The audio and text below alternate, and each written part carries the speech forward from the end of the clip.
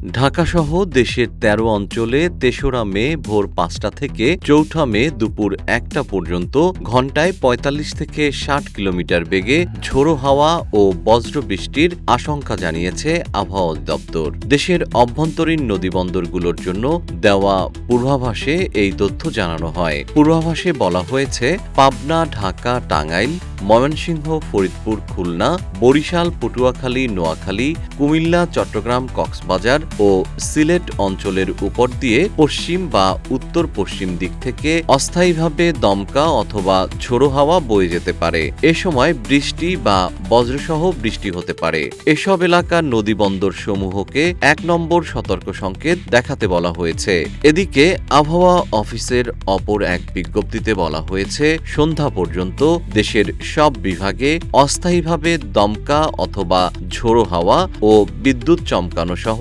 হালকা থেকে মাঝারি ধরনের বৃষ্টি অথবা বজ্রসহ বৃষ্টির পূর্বাভাস রয়েছে।